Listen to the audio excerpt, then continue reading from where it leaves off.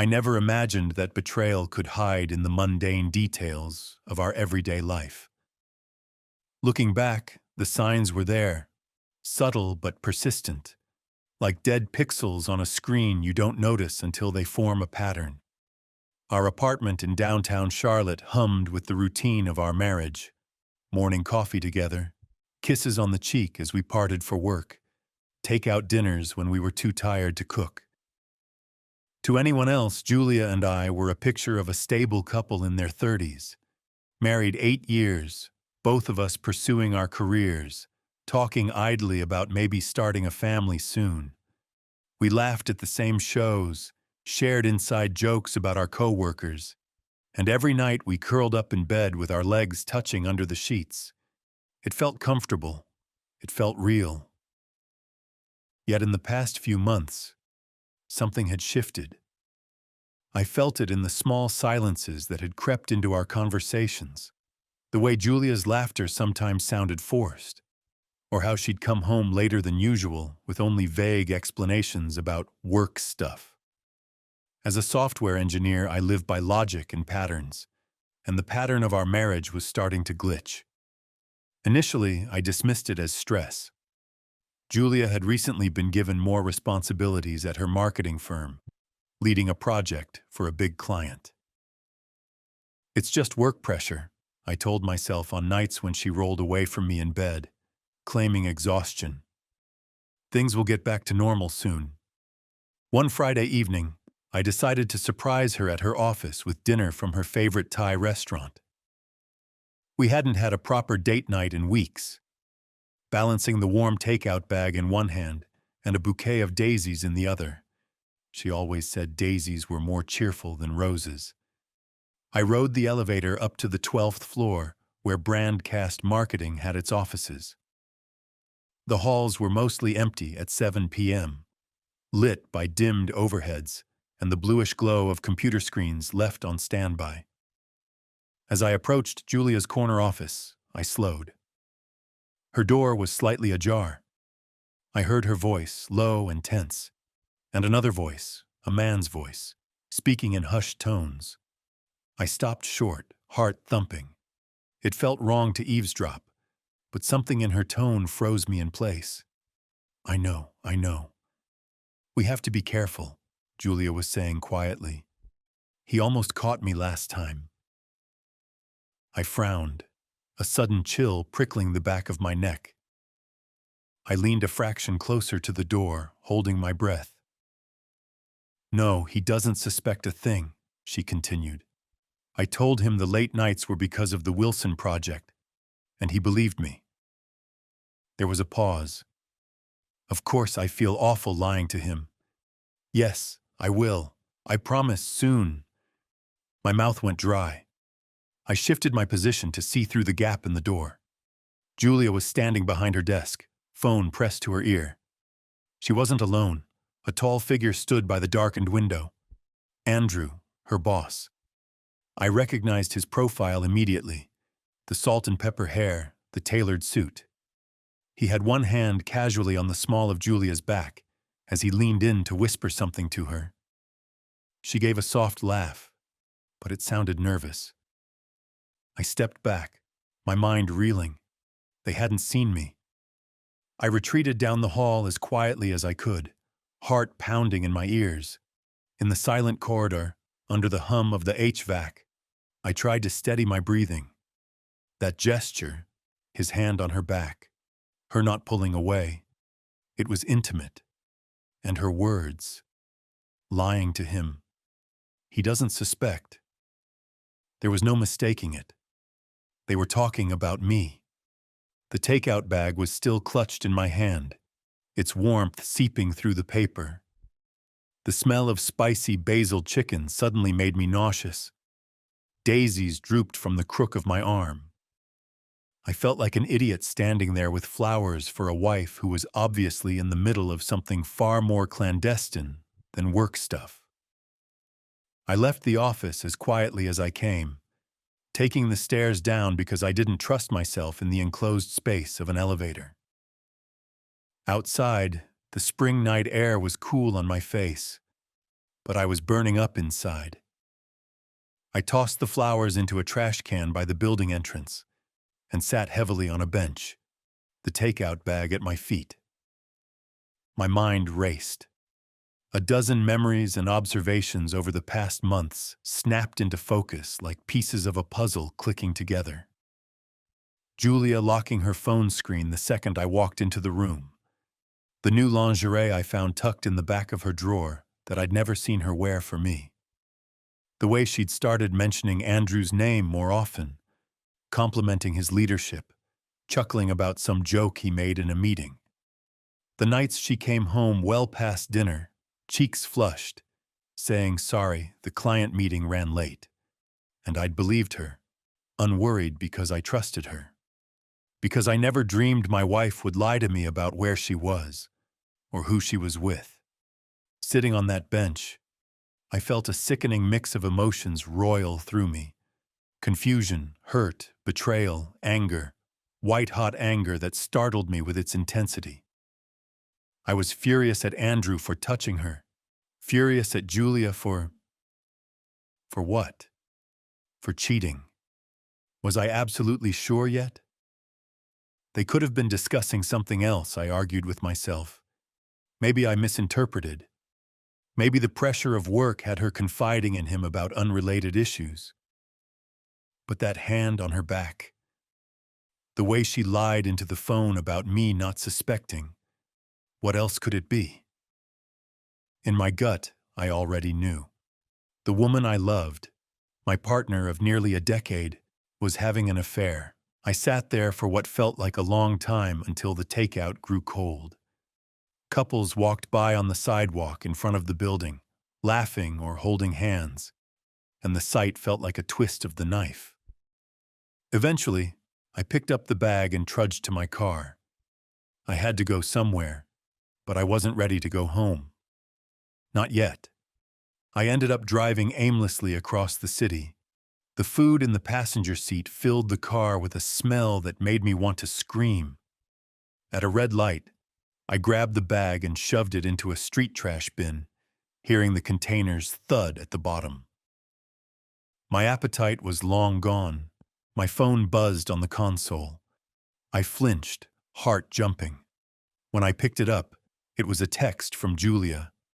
"Working late, don't wait up for dinner, love you." A hollow laugh escaped my throat. Love you. The gall of it left me breathless for a moment. I tossed the phone aside, not trusting myself to reply, not yet. That night, I slept on the couch in our living room, claiming I was sick when I finally went home and she found me there. I couldn't bear to lie next to her, not with my mind replaying that scene in her office on a loop. Julia fussed with a blanket, touching my forehead to check for a fever. I pretended to be half asleep to avoid having to speak much. Through my half-closed eyes, I watched her silhouette retreating down the hallway. Did she feel guilty at all? She didn't seem upset, maybe a bit preoccupied, but she wasn't the one whose world had just been knocked off its axis. In the dark, I lay there staring at the ceiling, my thoughts racing. A part of me still hoped there was some innocent explanation, that come morning I'd find this was all a misunderstanding. But a harder, growing part of me was already bracing for confirmation of the ugly truth. I knew one thing for certain. I needed proof. Hard evidence that my wife and her boss were more than colleagues. Without it, I feared I might actually let her explanations or my own doubts cloud my judgment. Julia was a skilled marketer. She could spin a story.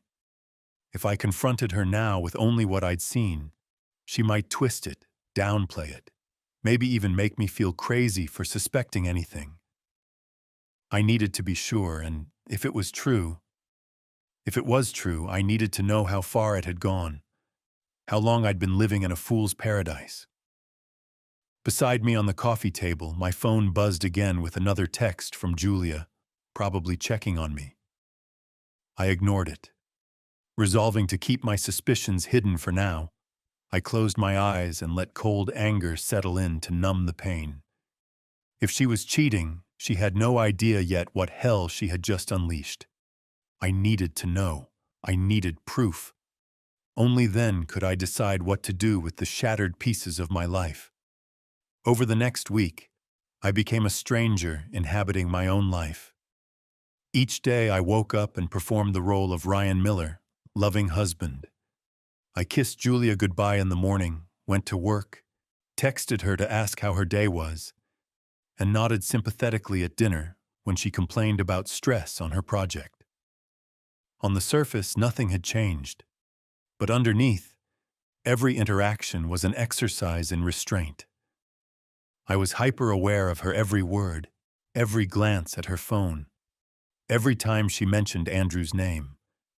I felt like I was watching my marriage from the outside, analyzing it like one of the code bases at work, searching for bugs. And I found them. Incongruities in her stories. Little slips of the tongue that previously I would have overlooked. Like Wednesday evening, when she casually remarked that she grabbed lunch from the deli near her office, only to later mention an offhand detail about a new Italian place across town. When I asked how she knew about that restaurant if she'd been at the deli, she blinked and said, "Oh, I must have read a review of it or something."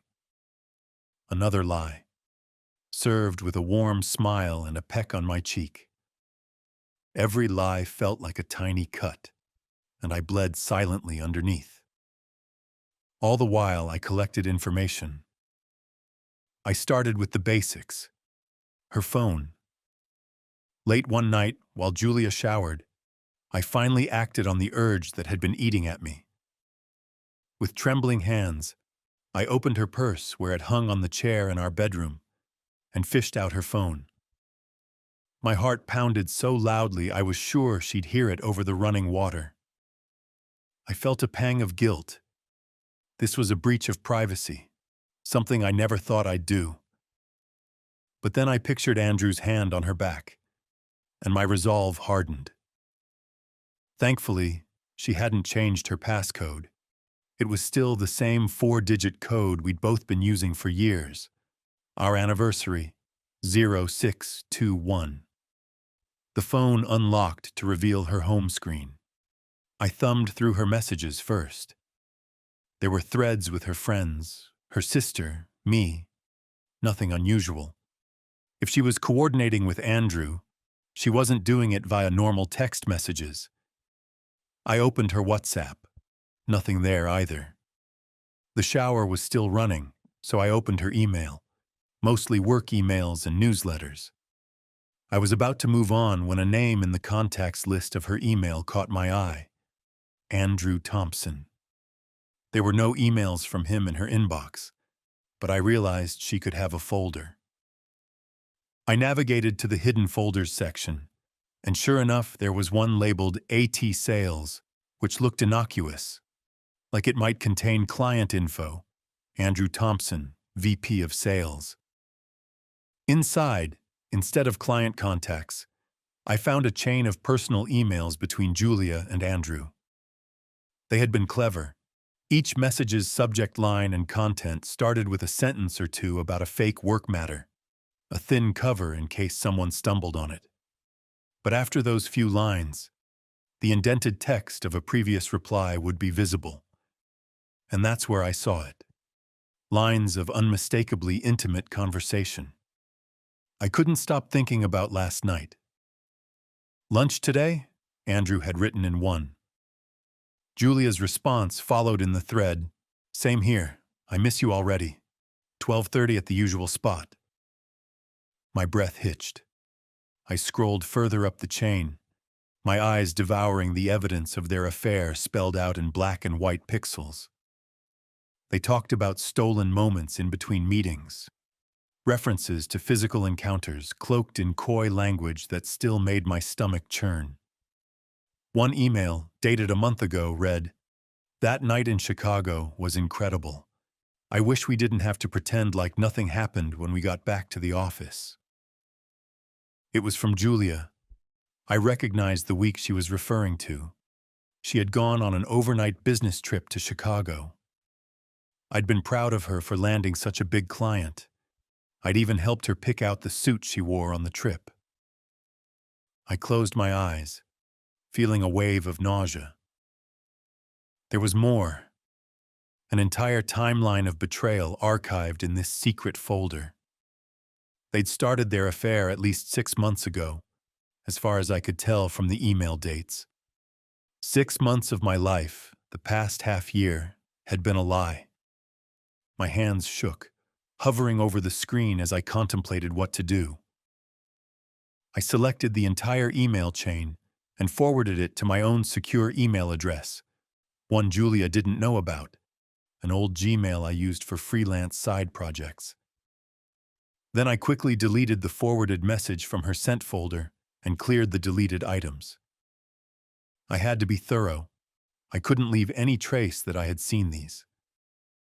As I heard the water in the bathroom turn off, I carefully placed her phone back exactly as I found it and slipped out of the bedroom. My heart was rattling in my chest, but I felt a grim satisfaction. I had the proof, hard, irrefutable proof. It was worse than I'd imagined. Knowing it was real and seeing it spelled out was like discovering a malignant tumor in what I thought was a healthy body. The anger inside me sharpened. But strangely, an icy calmness settled over me too. My worst suspicions were confirmed, and in that confirmation came clarity. The next day, I took off work citing a personal emergency. Instead of going to the office, I drove an hour out of the city to a small park by a lake where we once picnicked years ago. It was quiet on a weekday morning. Just me on a bench, my laptop, and the sound of water lapping at the shore. I opened the emails I'd forwarded to myself, reading through every line, as if to cauterize the wound with the heat of my rage. There were mentions of gifts he gave her. One email said, "I'm wearing the necklace you got me. Can't stop touching it. Reminds me of your hands on me." I vaguely recalled that necklace. A delicate silver chain with a sapphire pendant. She'd claimed it was a Christmas gift from her mother. She had worn it at our New Year's Eve dinner, and I'd commented on how beautiful it was. She blushed then. I thought it was from the compliment. Now I knew better. There were also references to me. In one exchange, Julia wrote, "I hate lying to him, but I just don't know how to end it. He doesn't deserve this." To which Andrew replied, "He'll be fine. Guys like Ryan don't pay attention. That's how we got here. Just keep him in the dark a bit longer, until we figure out us." Each word was a knife twist. Guys like Ryan. I clenched my fists. Andrew had never spoken more than a few polite sentences to me at company parties, and one dinner we had with spouses. He barely knew me, but apparently felt confident enough to judge me as some oblivious, absent-minded husband. Andrew had a wife of his own, I remembered, a quiet brunette I'd chatted with briefly at that dinner. It made my skin crawl to think he could so casually wreck my marriage while having one of his own. I shut the laptop when I realized I'd started trembling. A flock of ducks skimmed across the lake's surface, and I tried to breathe deeply, letting cool air fill my lungs. I needed to stay calm and think. Emotions were roaring inside. Betrayal, heartbreak, humiliation, wrath. So much wrath I scarcely recognized myself. But I couldn't afford to lose control. In that moment, on the park bench, a resolve crystallized within me, hard and sharp as a diamond. I wasn't going to be the pathetic cuckold in their little drama. I wasn't going to slink away and lick my wounds while they skipped off into the sunset. No. If they thought I was so oblivious, so docile, they had grossly underestimated the man they were betraying. Julia and Andrew had made a choice to trample on our vows and my trust. Choices have consequences.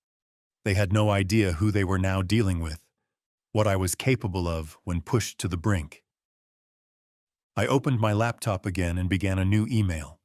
It was short, professional, and addressed to a private investigator whose services a friend had once used to vet a business partner.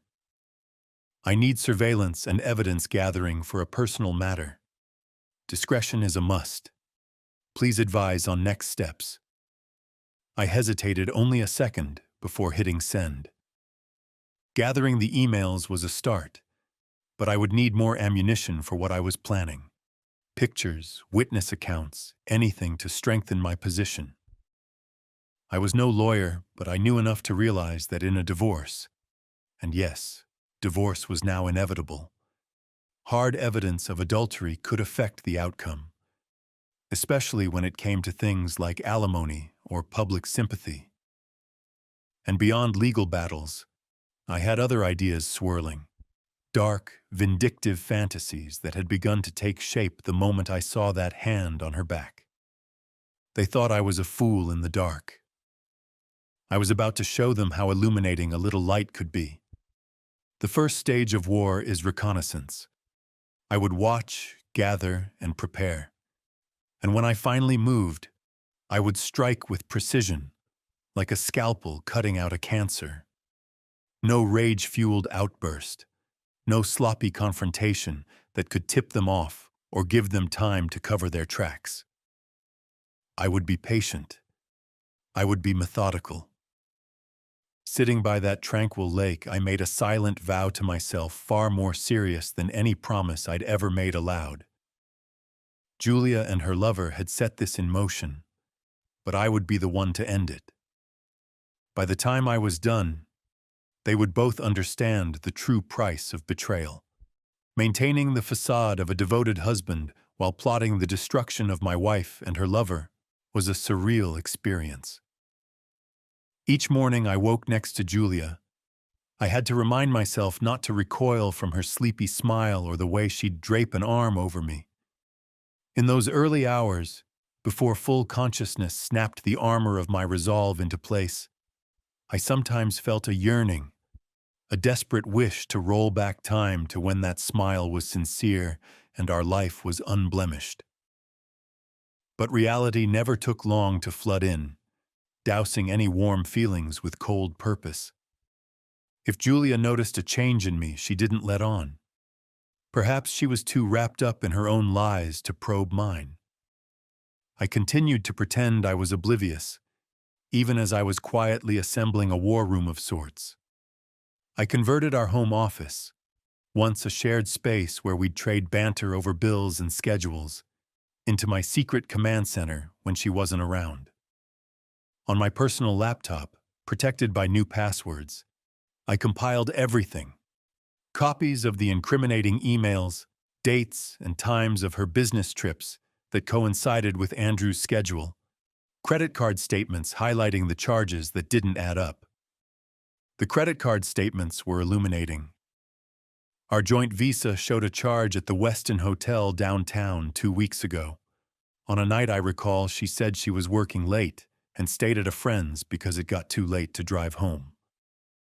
There were 2 dinners that same night from the Westin's restaurant. The pieces clicked. She and Andrew must have spent the night there under the guise of a work marathon.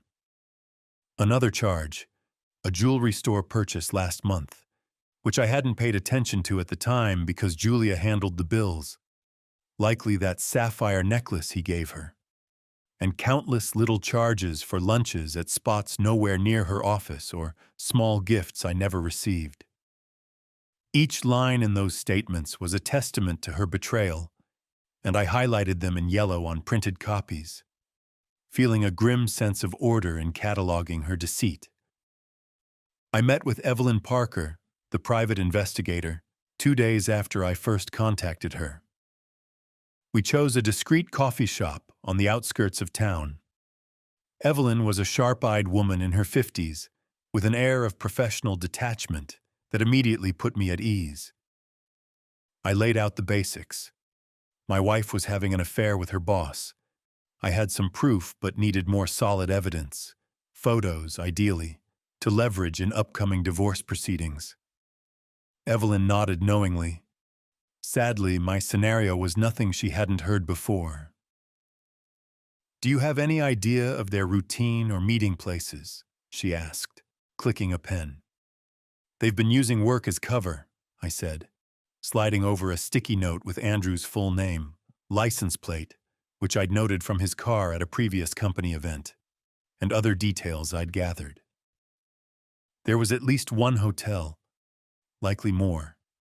I suspect they meet at hotels during or after work, maybe even at his place, though he has a wife, so maybe not. Evelyn raised an eyebrow. "He's married too?" I nodded, jaw tightening. "Yeah, I met her once. Doubt she has any idea. I plan to notify her when the time is right." The PI made a brief note. "All right. This will probably be straightforward. Cheaters in office affairs usually slip away during lunch hours or immediately after work under some pretext. I can tail them for a week or two, catch them in the act. Photography, possibly video if feasible. Is that what you're looking for?" "Exactly. I want them red-handed. And I want details logged. Dates, times, locations. Enough to erase any doubt about what's going on." She gave a thin, sympathetic smile. "We'll get it. Now, about my fee. Money is not an issue," I interrupted. It was true. Between my salary and Julia's, we were financially comfortable. And now I had an extra motivation to invest in this. Every dollar I spent on exposing them was a dollar well spent. I'd rather pour my savings into this than let her walk away with it. After working out the contract and logistics with Evelyn, I felt more in control than I had in days. I had an ally, quiet and unseen, watching from the shadows on my behalf. Next, I consulted a divorce attorney. Discreetly, of course. I chose Michael O'Donnell, a lawyer with a formidable reputation in Charlotte's family law circles, known for being aggressive and thorough. At our initial meeting in his office, high up in a sleek uptown skyscraper, I laid everything on the table. My wife's affair, the evidence I had and the evidence to come, our financial situation, assets, and the fact that neither of us had yet filed for divorce. Michael listened intently, interjecting only to clarify details. His office was intimidatingly pristine, all glass and chrome. The man himself a study in controlled intensity behind rimless glasses. When I finished, he leaned back. "North Carolina is, as you may know, one of the few states where adultery still can have a significant impact on divorce outcomes," he said, "especially regarding alimony. If we prove marital misconduct like infidelity, your wife would be barred from receiving any spousal support. And if you wanted to be really aggressive, this state also allows a civil suit against the third party for alienation of affection." I had heard of that, but hearing it confirmed sent a fierce satisfaction through me. "You mean I can sue him, Andrew, for damages?" Michael nodded. "It's an old law, but still valid here. You'd have to show that you had a happy marriage with genuine love, and that he was a cause of destroying that affection. From what you're telling me, it sounds like you'd have a case, especially with concrete evidence. Juries in this state have awarded substantial sums in high-profile cases." A slow, cold smile curled my lips. The thought of dragging Andrew into court, airing his sins publicly, and making him pay, literally, was immensely appealing. "I want to do that," I said.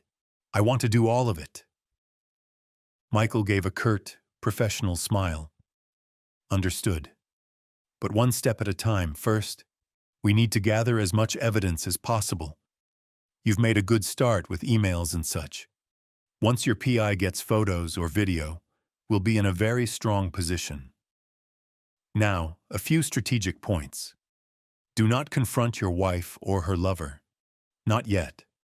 If you tip them off, they might go underground or try to destroy evidence. Also, as hard as it may be, Continue to act as normally as possible at home. I can do that, I said, though it was getting more unbearable by the day. Also, start thinking about your assets.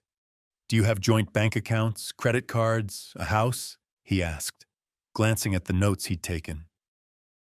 Yes, yes, and yes, I replied. No kids, thankfully. We have a house in both our names, 2 cars, mine and hers, and joint checking and savings. Retirement accounts separately. He scribbled a note. All right. Important thing.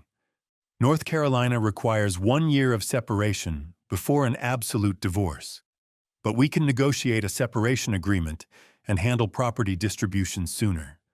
I'll want to time filing the divorce complaint for maximum impact, likely right after we've gathered evidence. We should also consider moving any easily liquidated funds into an account under your control alone so she can't deplete them once this blows up. I thought of the savings account with about $40,000 in it. I can do that. I'm also the primary on our credit cards. I can remove her as an authorized user preemptively. Michael nodded approvingly. Yes, but do that quietly, perhaps right after we file, to prevent any revenge spending sprees. Also, if she's been using marital funds on the affair, we can potentially make a claim for that in the property split. Keep those highlighted statements handy. As I left the lawyer's office that day, stepping out into the bustling street, I tilted my face up to the sun and felt something almost like contentment.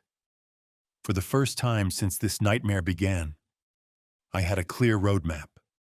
The pain was still there, an ever-present ache, but now it was harnessed, channeled into determination.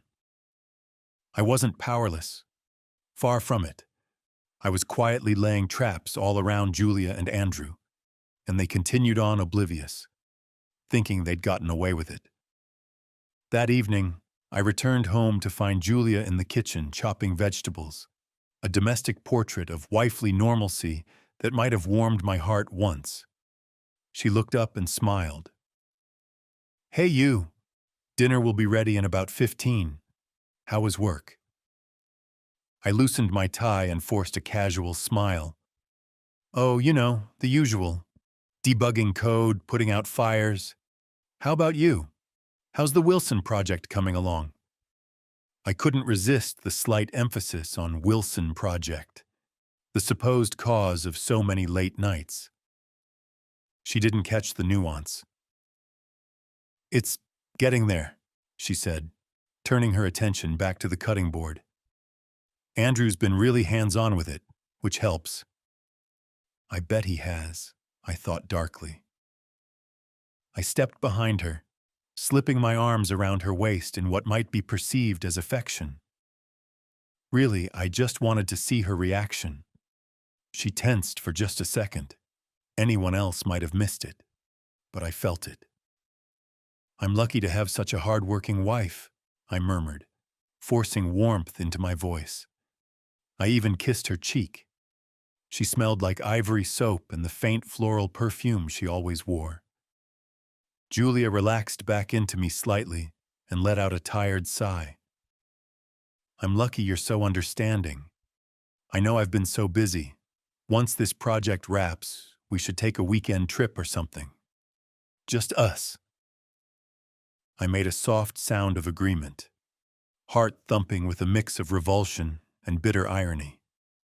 How easily she played the role of devoted wife, planning a romantic getaway with me while sneaking off with him. It took all my restraint not to tighten my arms around her in anger. Instead, I released her and picked up a knife to help slice the bell peppers. Sounds nice, I said evenly. We could use a break. She glanced at me, a flicker of concern in her eyes. You seem different lately. Are you sure everything's okay? You're not upset with me or something? For a heartbeat, I wondered if she sensed it. But I had prepared for this too, the necessity to lie as smoothly as she did. I set down the knife and turned to face her fully. I've been stressed with work, that's all. If I seem off, I'm sorry. I stroked a strand of her hair, tucking it behind her ear. Everything's fine, Jules, I promise. The relief on her face was immediate and painful to behold. She smiled and rose on her toes to kiss me softly. I worry sometimes. I know I've been absent. I just don't want you to feel neglected. Too late for that, I thought. But I only kissed her back and whispered, I love you. The words tasted like ash, but I needed to say them. Part of me hated myself for the deceit, hated that she could still draw that tenderness out of me in reflex.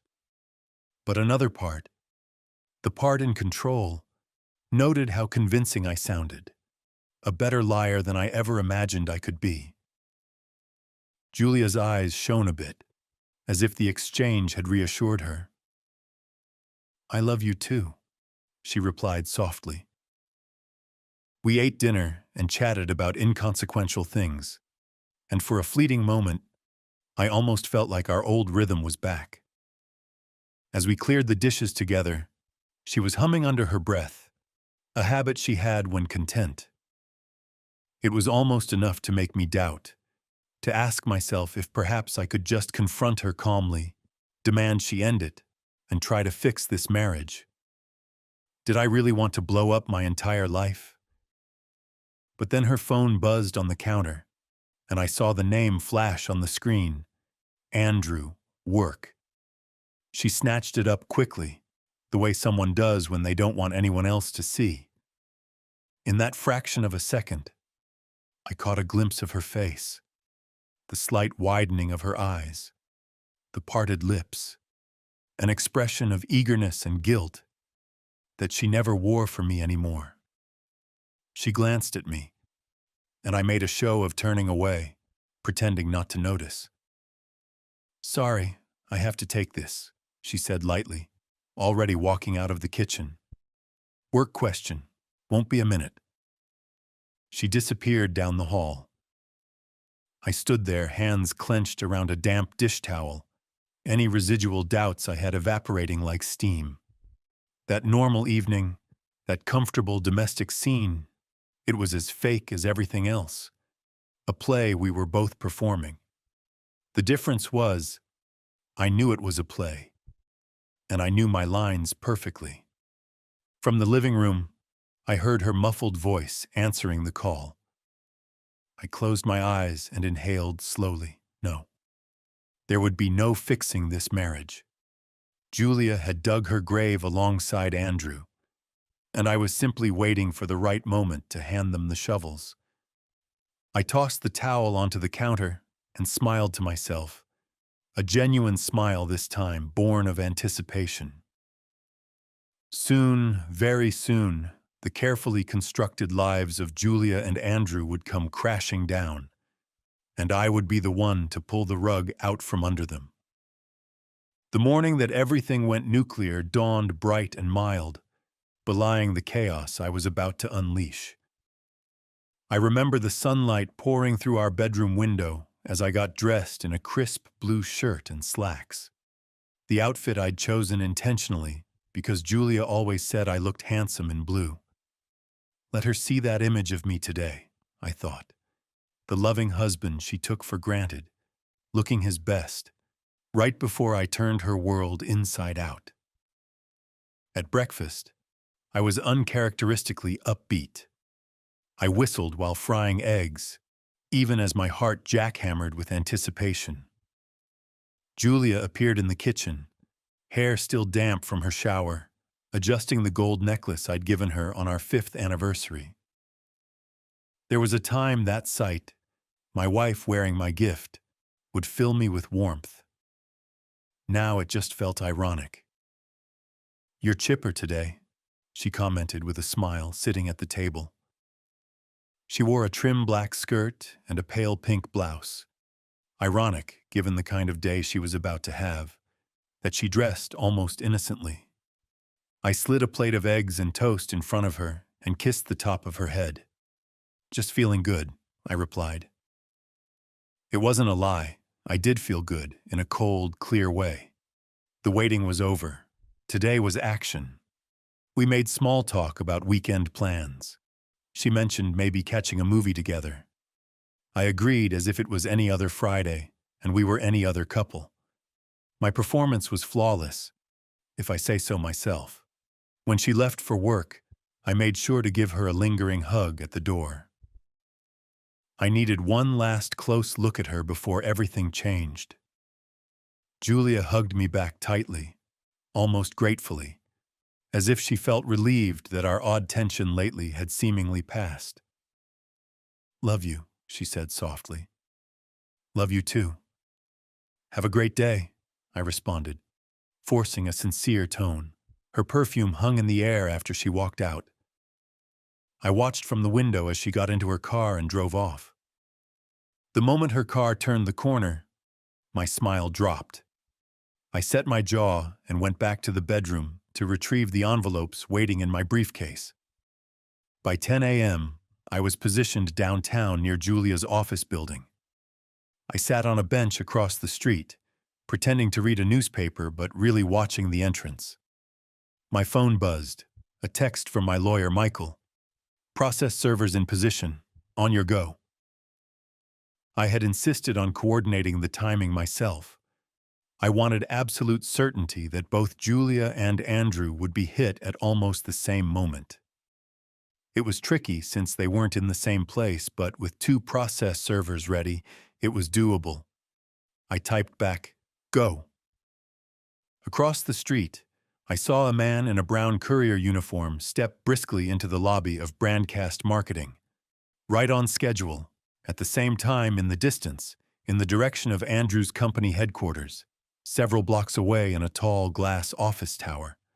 Another server would be approaching reception to deliver a lawsuit to one Andrew Thompson. I could only imagine the scene.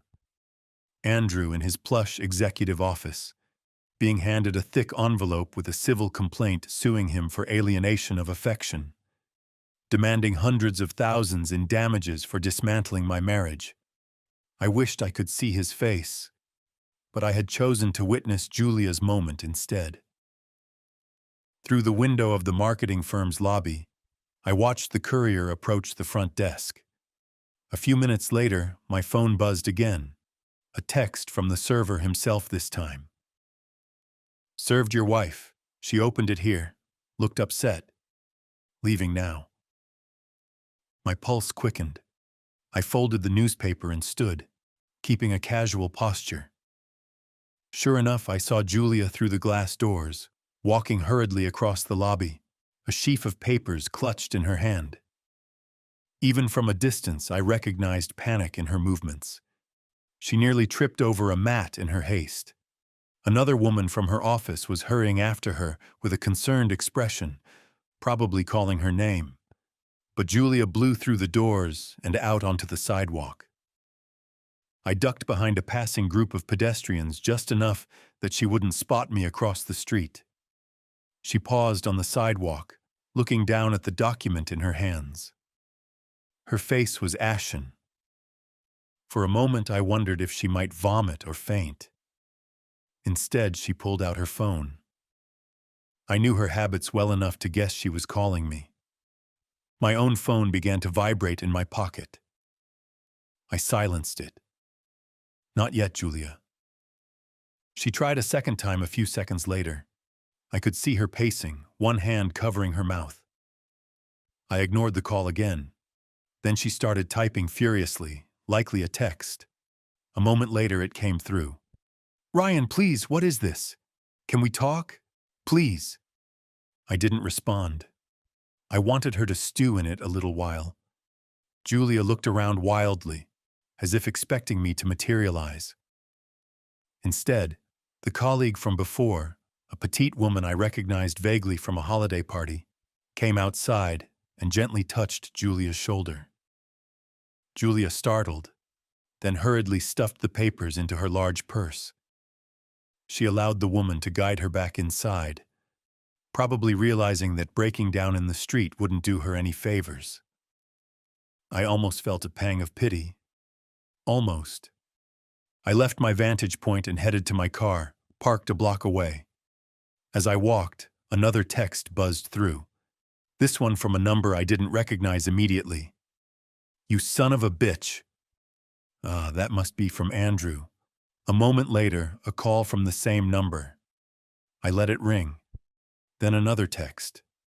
"We can settle this like adults. Call me."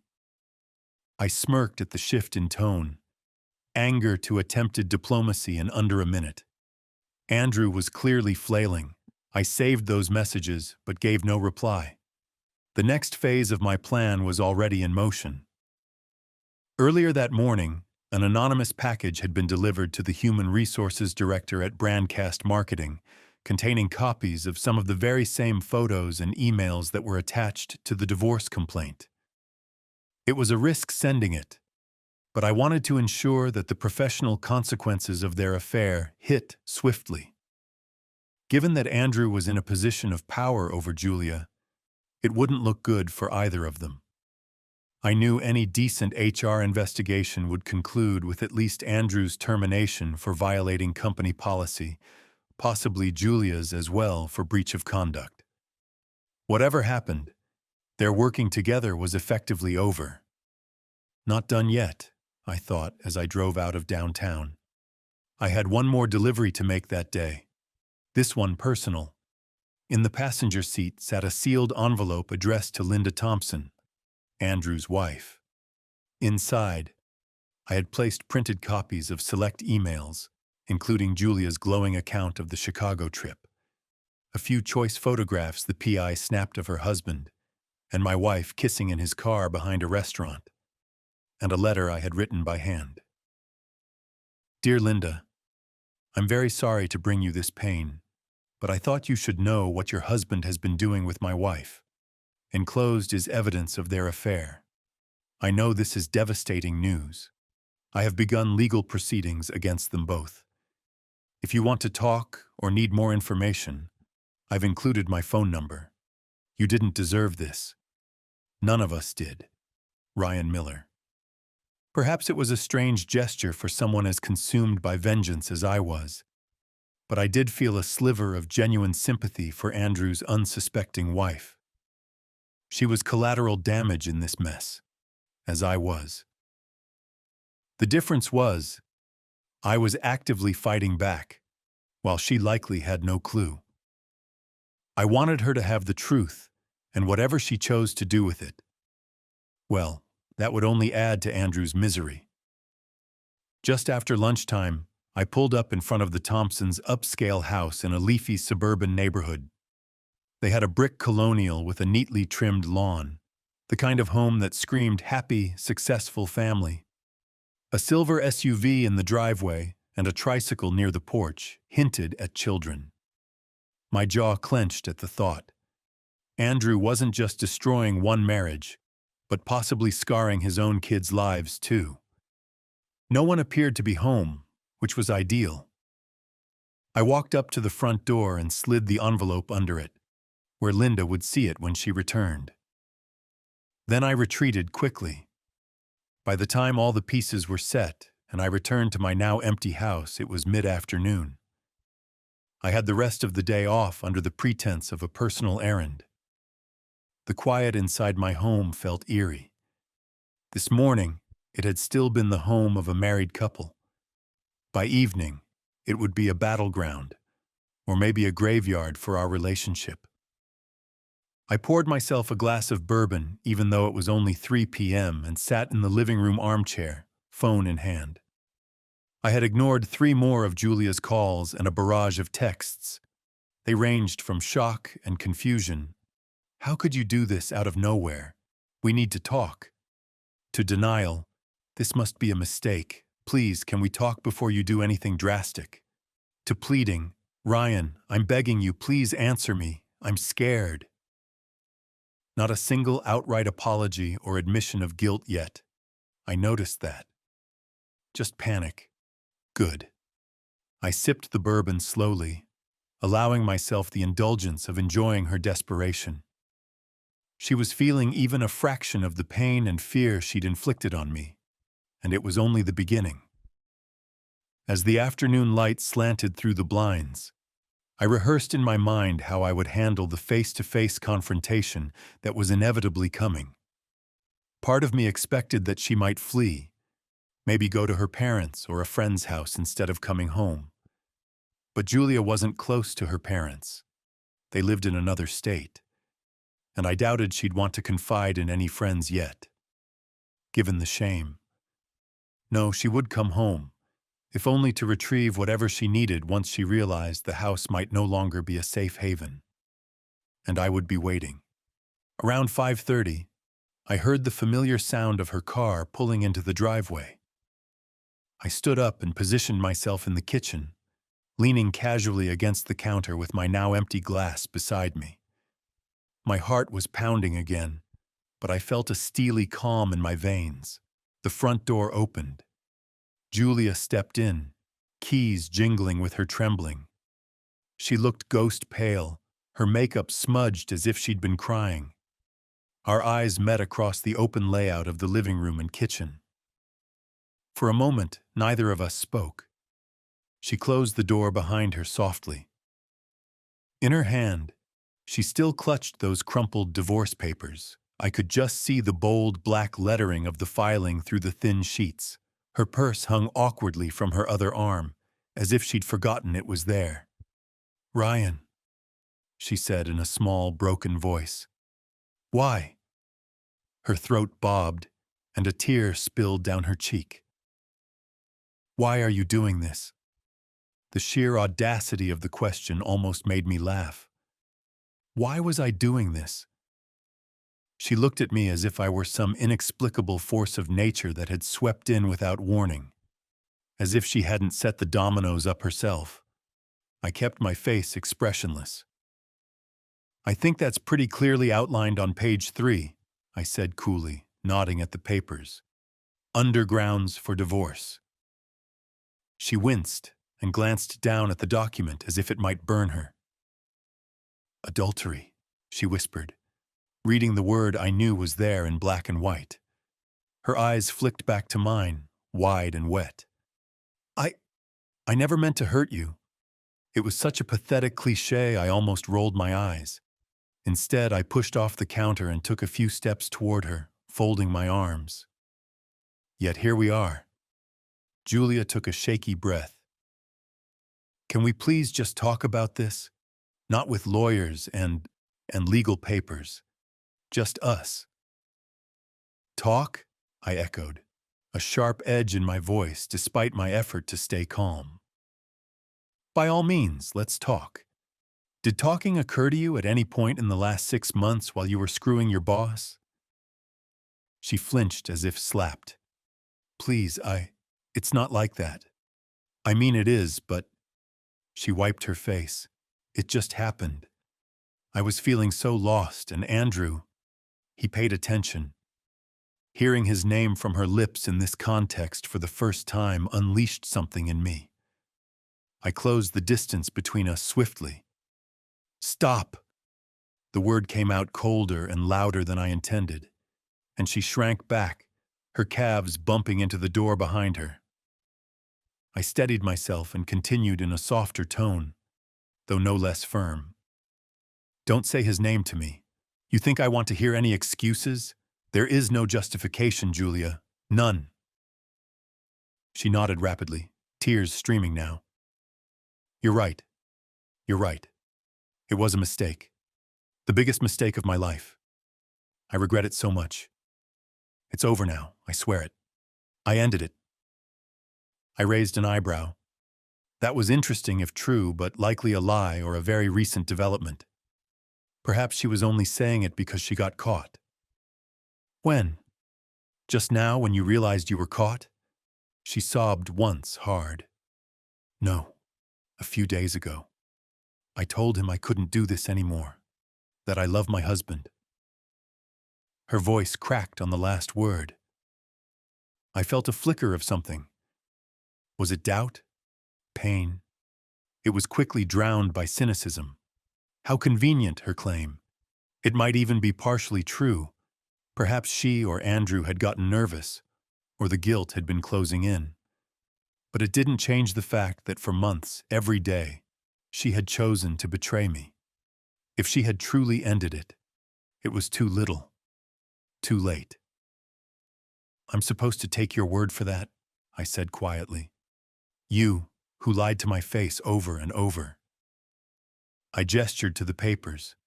"There's going to be a process now. You'll have your chance to contest things in court if you want." She shook her head frantically.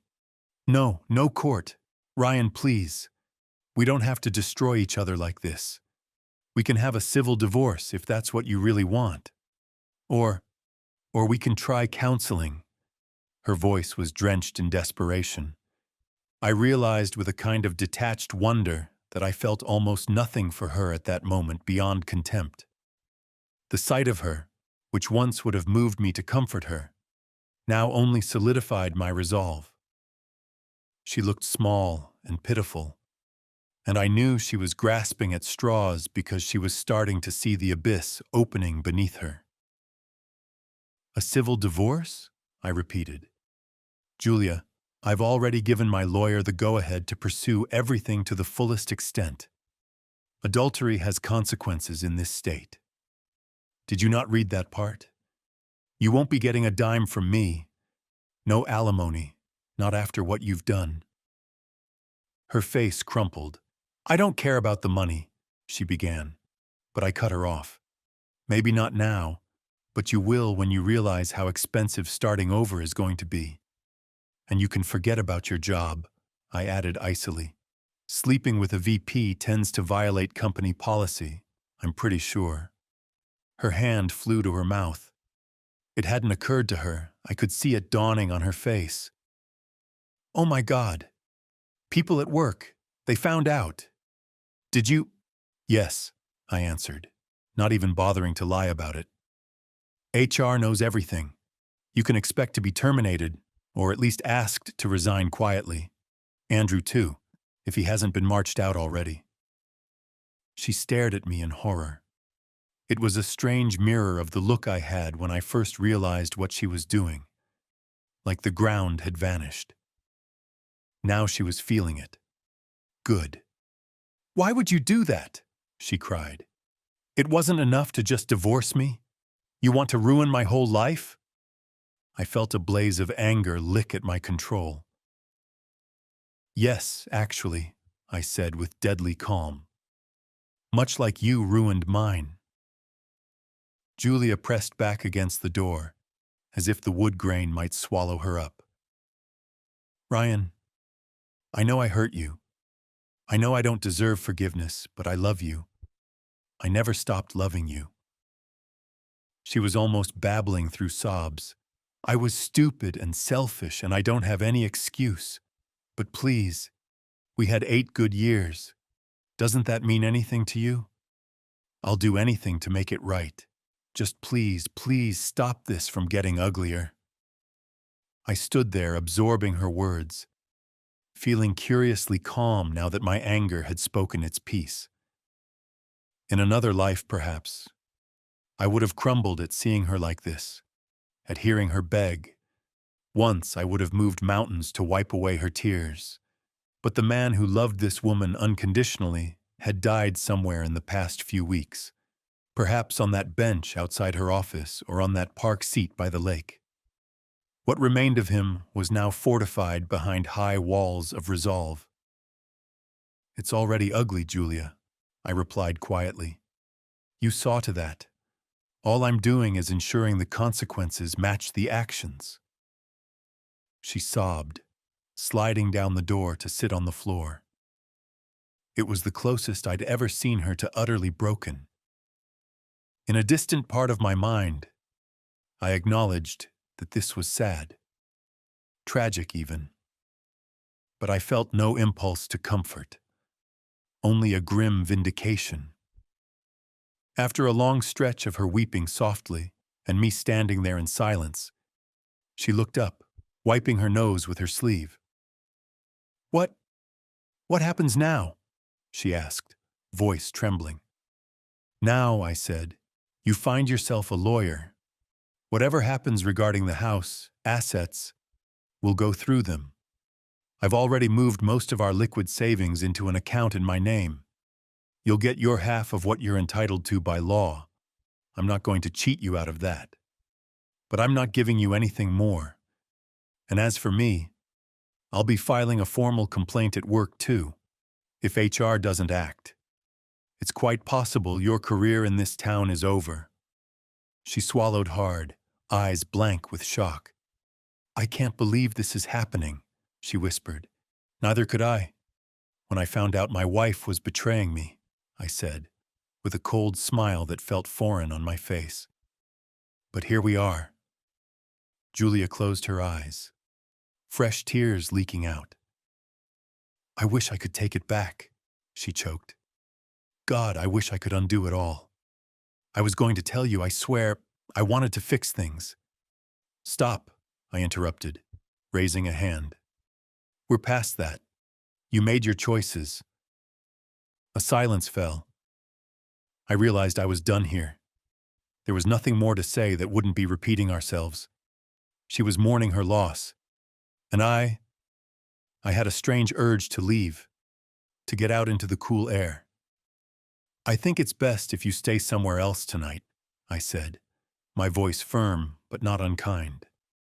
We need space. Pack a bag. Julia looked stricken anew at that, but she nodded weakly. I left her there by the front door and went upstairs, giving her the privacy to collect what she needed. In my office, I sat in the chair and stared at the wall diplomas, the bits of a normal life. My hands were shaking slightly now that the confrontation was over. I took a few deep breaths. In some part of me, a voice asked, "Are you sure you're doing the right thing?" It sounded like my conscience, or perhaps just the last echo of love for the woman downstairs. But I recalled every lie, every humiliation I had swallowed in silence these past weeks, and that voice went quiet. After about 20 minutes, I heard Julia open the front door again. I went to the top of the stairs and watched her step out with a small suitcase and her purse. She looked up and saw me. "I'm so sorry," she whispered, voice hitching. I said nothing, my face impassive. She lingered a second, as if hoping for some mercy, some crack in my resolve. Finding none, she bowed her head and left, closing the door gently behind her. I let out a breath I hadn't realized I was holding.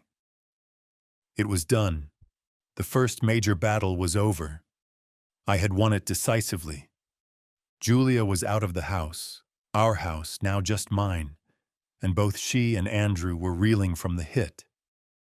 There would be more to come, of course. Legal proceedings, social fallout, career implosions. But as I stood alone in the silent foyer, I felt an immense sense of grim satisfaction. In the span of a single day, their comfortable web of deceit had been torn apart, and I was the spider at the center, watching them struggle in the strands of their own making. I walked to the kitchen, poured another measure of bourbon, and raised the glass in a silent toast to the emptiness. To consequences. In the weeks that followed the initial explosion, the pieces fell predictably where I had intended. I watched from a distance as Julia's and Andrew's lives crumbled, each development arriving like another satisfying checkmark on a list. True to my expectations, both of them were swiftly removed from their positions at work. Andrew's fall was especially spectacular. The board of his company forced his resignation to avoid the scandal of a VP caught in an affair with a subordinate. Word got around in our professional community, hushed at first, then open gossip, that he'd been fired for ethical violations. His pristine reputation as a business leader was irreparably tainted. Julia, meanwhile, quietly cleared out her desk at Brandcast Marketing under the sympathetic yet judging eyes of her coworkers. Officially, she resigned for personal reasons. But everyone knew. In the aftermath, nobody from her job reached out or offered her references. A once promising career in marketing fizzled overnight. Socially, the news circulated among our friends and acquaintances too. I didn't shy away from telling the truth when people asked me what happened. I wasn't about to cover for her or concoct polite half-truths. Julia cheated on me with her boss, I stated flatly to anyone who had the nerve to inquire. There was shock, of course. Most had thought we were the ideal couple. Some refused to believe it at first, but the evidence was indisputable. And when they learned I had filed a lawsuit against Andrew, it became even more real. Most of our mutual friends sided with me outright. Adultery has a way of clarifying sympathies. A few tried to stay neutral, but that didn't last long once the ugly details emerged. I didn't have to actively destroy her social standing. Her own actions did that once exposed. People looked at her differently, and she knew it. In the end, Julia not only lost her marriage and job, but nearly all of her close friends. She became a cautionary tale whispered about at gatherings, though I heard the whispers anyway. One evening, about a month after she moved out, I got an unexpected phone call from Linda Thompson. We had texted a few times after I delivered that evidence to her door. Just brief exchanges where she thanked me for telling her the truth and confirmed she had kicked Andrew out of the house. But this was the first time she'd actually called. I answered, and Linda's voice came on, tentative but steady. "Ryan, I hope this isn't a bad time." "Not at all," I said. I was sitting alone in the living room, sorting through some paperwork. It struck me that I had nowhere else to be. No social engagements, no one waiting on me. And for once, that felt fine. She exhaled, like she'd been holding her breath. I wanted to update you. I filed for divorce." I found myself nodding. "I figured you might. How are you holding up?" There was a pause, then a bitter little laugh. "It's been hell, honestly, but I'll survive. My sister's staying with me to help with the kids for now. They know something's wrong, but I haven't told them the details. They just know Daddy's living somewhere else." Her voice wavered slightly on the word Daddy. I shut my eyes, feeling a pang of empathy. Andrew's children were collateral damage I hadn't really considered in my quest for retribution. I wasn't glad for that part, but it was Andrew's fault, not mine. "I'm sorry," I offered quietly. "Don't be. You did me a favor in a way. Living a lie would have been worse." She cleared her throat. "Anyway, our attorneys might be in touch. My lawyer said your case is separate from our divorce, so not to worry." "Right," I confirmed. My civil suit against Andrew was moving forward. He had, through his lawyer, predictably attempted to negotiate a settlement privately. The offer was substantial, enough to show he was nervous about a public trial. But I hadn't accepted. Not yet. Part of me wanted to see him squirm in open court, his transgressions laid bare in the record. It wasn't about money. I simply wanted Andrew thoroughly humiliated and held accountable. "I hope you nail him to the wall," Linda said suddenly, fierceness rising in her tone. It was the most emotion I'd heard from her. "For what it's worth." "I intend to," I replied. We spoke a little longer, two strangers bound by shared betrayal, comparing notes on the wreckage. When I hung up, I realized that while I felt sorry for Linda, I didn't feel a shred of pity for Andrew or Julia. They had walked into this with eyes open, telling themselves whatever lies they needed to justify it. And now they were paying the price. By the 6-month mark, my divorce proceedings with Julia had largely been settled. North Carolina's mandatory separation period ticked away, but our lawyers struck a separation agreement that determined most outcomes. True to my word, I ensured she got only what was legally hers, and not a cent more. The house was in my name now. I refinanced it to buy out her small equity share.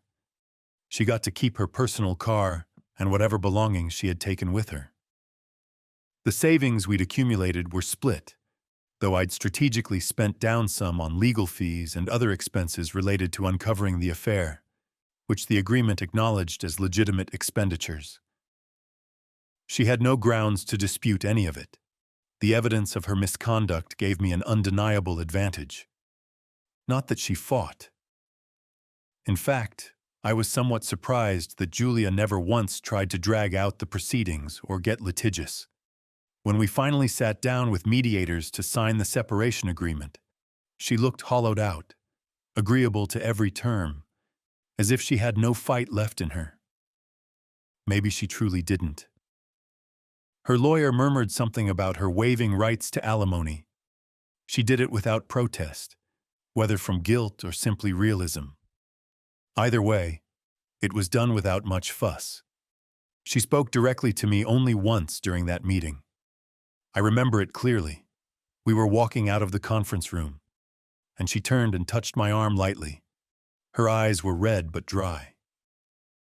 "Ryan," she said softly, I am sorry. For everything." I regarded her for a moment. Those were words I'd longed to hear at one point, maybe early on. Now they felt powerless, weightless. "Take care of yourself, Julia," I said simply, sidestepping her touch.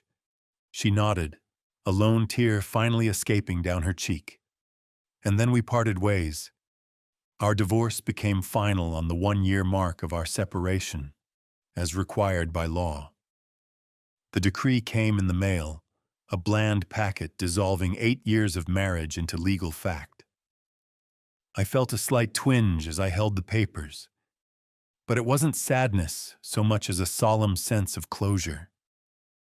I filed it away and poured myself a drink that night, quietly acknowledging the official end of an era. As for the lawsuit against Andrew, he caved 3 weeks before the trial date. In the end, the prospect of more public embarrassment was too much for him. We settled on terms that were, frankly, brutal for him. He agreed to pay a significant sum in damages, enough to make a statement, and I insisted on a written apology as part of the settlement, a somewhat unusual term that my lawyer smoothed over in negotiations. That apology came in the form of a letter he had to sign, wherein he admitted to wrongful conduct and expressed remorse for his actions and their impact on me. It was a small psychological victory to see it in writing, even if it was coerced and likely penned by his attorney. The money, as promised, I donated to 2 local charities, one supporting families dealing with infidelity, and another for single fathers starting over. I didn't want his dirty money padding my accounts. The act of giving it away felt cleansing. In the aftermath, Andrew sold his big house, no doubt part of the divorce with Linda, and word had it he moved out of state, somewhere far away where he hoped to start fresh. Julia, too, left Charlotte not long after our divorce was finalized. With few job prospects locally and a ruined reputation, she moved back to her hometown in Pennsylvania to live with her sister for a while. I heard through the grapevine that she was working retail in the interim, just to pay bills. The thought of her, once so proud of her professional climb, now folding clothes in a department store or ringing up customers, gave me a grim sense of satisfaction. Not because I wanted her to suffer forever, but because it meant she was truly facing the consequences of her choices. The playing field of life had leveled. She and Andrew were knocked off their pedestals, and neither could blame anyone but themselves. One chilly autumn afternoon, about 1.5 years after everything went down, I found myself sitting on a park bench not unlike the one by the lake where I had first steeled my resolve. This park was in a different city, Atlanta, where I'd moved for a new job opportunity.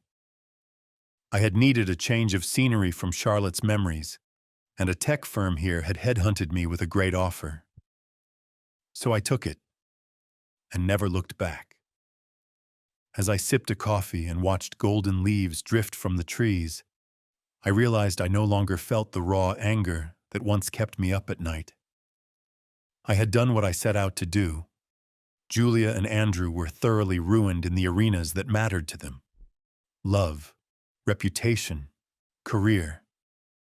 I stood up for myself in the face of betrayal and came out the other side intact.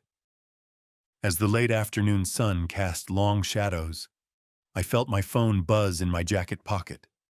A text from a woman I'd been seeing casually. "Looking forward to dinner tomorrow." I allowed myself a small smile. Yes, life indeed goes on. I wasn't sure if I was ready for anything serious yet. I still bore scars that needed healing. But the fact that I could even consider letting someone into my life again was a victory of its own. Infidelity may have broken the trust I once had, but it did not break me. I wondered occasionally if Julia cursed my name on lonely nights, or if Andrew had found himself in some miserable job far beneath his old stature. It didn't matter. None of it did. Before leaving the park, I took one last sip of coffee and indulged in a moment of retrospection. I was free of their deceit, free of the burden of vengeance. I had walked through fire and emerged tempered, not burned. There were no happy reunions or easy forgiveness, only the hard-won peace of a man who took justice into his own hands and never looked back. And I was okay with that.